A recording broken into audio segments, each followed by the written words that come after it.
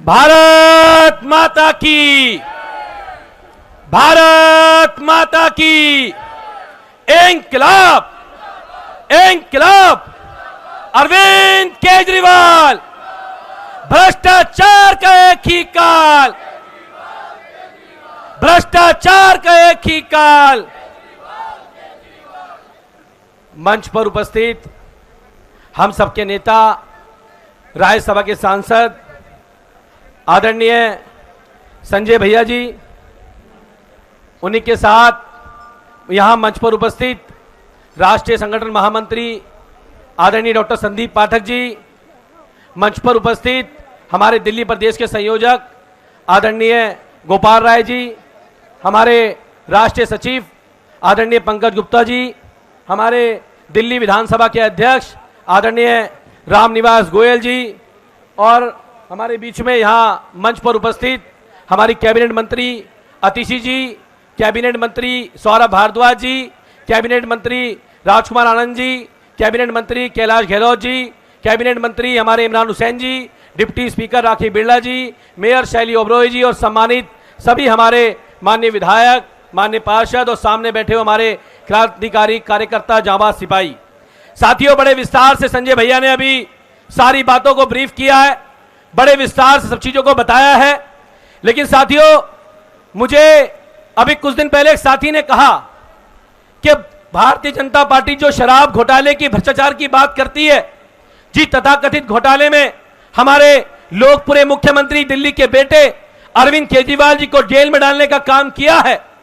वो घोटाला पूरी तरह से जो फर्जी घोटाला था, जिस प्रकार से भारतीय जनता पार्टी ने अरविंद केजरीवाल जी को एक साजिश के तहत, एक सुनियोजित प्लान के तहत, यह भी कह सकते हैं कि एक टूल किट का बनाकर प्रयोग करने का काम भारतीय जनता पार्टी ने करने का काम किया। सारी प्लानिंग पहले रचने का काम किया, पहले यह करने का काम किया कि मुख्यमंत्री को कैसे गिरफ्तार किया जाएगा, उनको गिरफ्तार करने से पहले कैसे मनीष सिसोदिया जी को गिरफ्तार किया जाएगा, उससे पहले कैसे संजय सिंह जी को गिरफ्तार किया जाएगा, कैसे जैन साहब को गिरफ्तार किया जाएगा, पूरी की पूरी प्लानिंग बनाने का काम भारतीय जनता पार्टी ने करने का काम किया। और तो और गिरफ्तारी के बाद यह भी प्लानिंग पहले की गई कि जब अरविंद केजरीवाल जी को जेल भेज दिया जाएगा तो उसके बाद सारे भाजपाई सड़कों पर आके मुख्यमंत्री जी का इस्तीफा मांगने का काम करेंगे।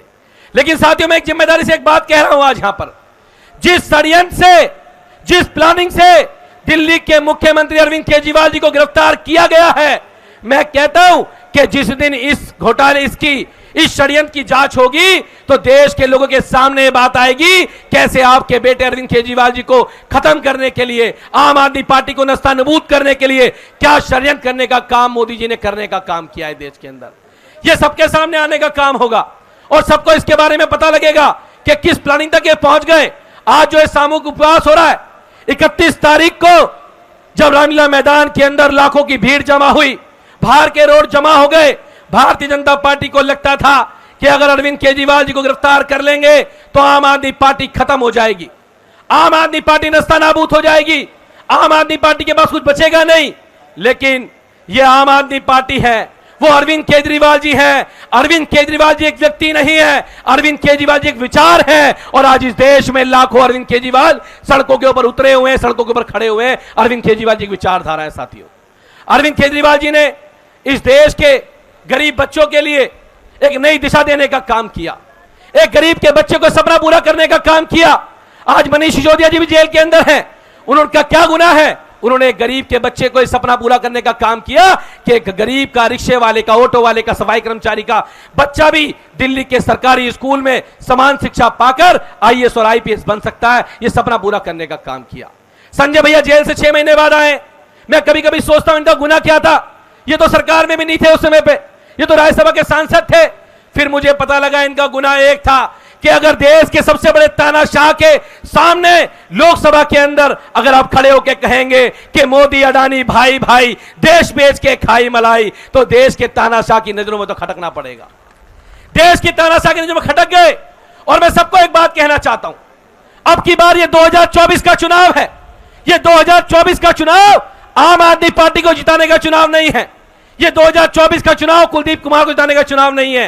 ये 2024 का चुनाव बाबा साहब अंबेडकर के संविधान को बचाने का चुनाव है। हम सबको यह ठान लेना है। ये भारतीय जनता पार्टी के लोग कहते हैं, भाजपा वाले कहते हैं। अभी इनके एक सांसद से पूछा गया कि भाई ये बताओ तुम 400 सीट क्यों लेके आना चाहते हो? उसने क्या जवाब दिया पता है? उसने कहा कि 400 सीट हम इसलिए लाना चाहते हैं क्योंकि हमें इस देश का संविधान बदलना है। सोचिए, वो इस देश का संविधान बदलना चाहते हैं। और अभी तो मैंने एक प्रत्याशी को भी सुना, उन्होंने भी कहा हमें 400 सीट चाहिए, इस देश का संविधान बदलना है। क्या नफरत है इन्हें संविधान से? इन्हें संविधान से यह नफरत है कि यह भारत का संविधान जो बाबा साहब अम्बेडकर ने बनाया, वो संविधान इस देश की आधी आबादी महिलाओं को बराबरी के अधिकार देने की बात करता है। इस देश की पिछड़ी धारा में रह छूट चुके दलित पिछड़े लोगों को समानता का अधिकार देने की बात करता है। वो भारत का संविधान हम लोगों को समान शिक्षा की बात करता है, समान स्वास्थ्य की बात करता है।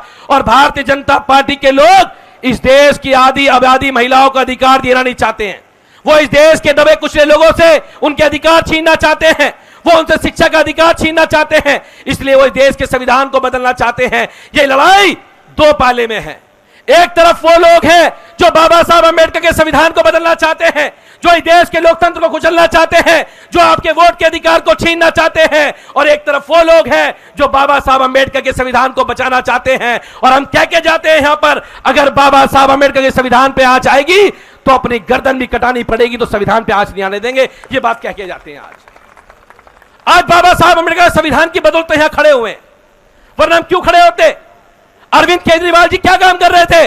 वो बाबा साहब अम्बेडकर के सपने को पूरा करने का काम कर रहे थे।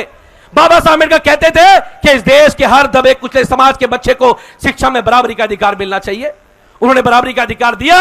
मैं न्यू कोंडली के स्कूल में गया। न्यू कोंडली के स्कूल में एनुअल फंक्शन था।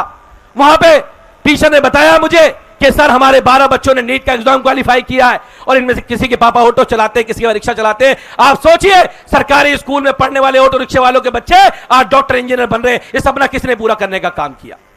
आज अरविंद केजरीवाल जी बाबा साहब अम्बेडकर के सपने को पूरा करने का काम कर रहे हैं। और मैं सबसे कहना चाहता हूं, जब बाबा साहब अम्बेडकर ने इस देश के अंदर शिक्षा की मुहिम जगाई थी, जब माता सावित्रीबाई फुले ने इस देश की महिलाओं को शिक्षा के अधिकार, शिक्षा दिलाने की बात की थी, तो उनके ऊपर कीचड़ फेंकी गई थी, उनके घरों में आग लगाई गई थी।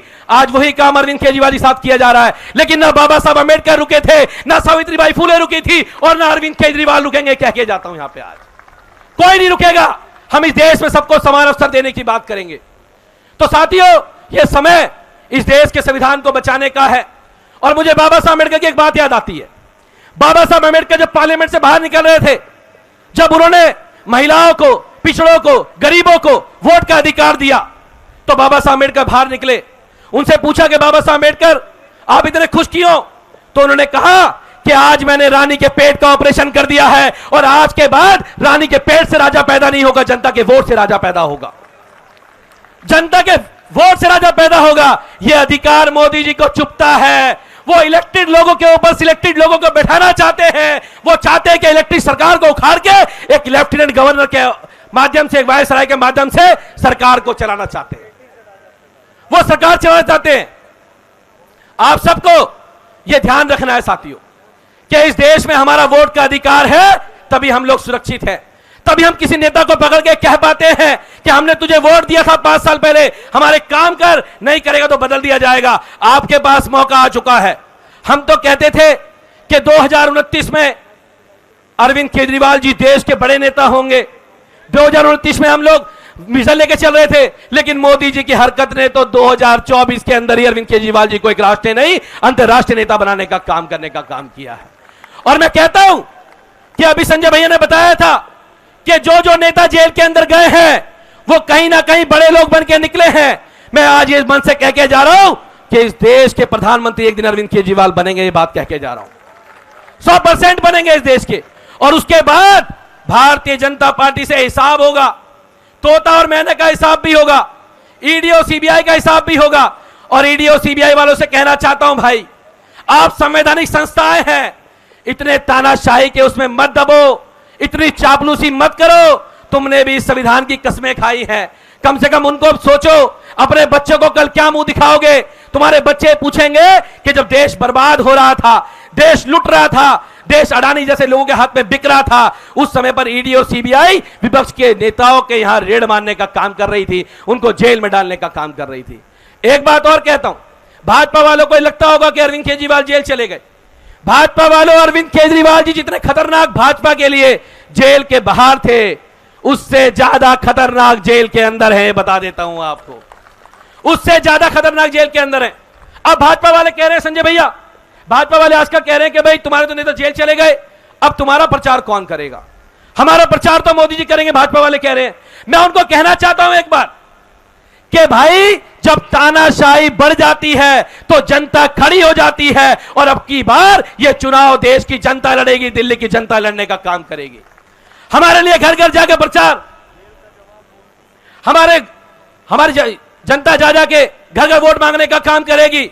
और अभी संजय भैया जेल से बाहर आए, यह क्या दर्शाता है?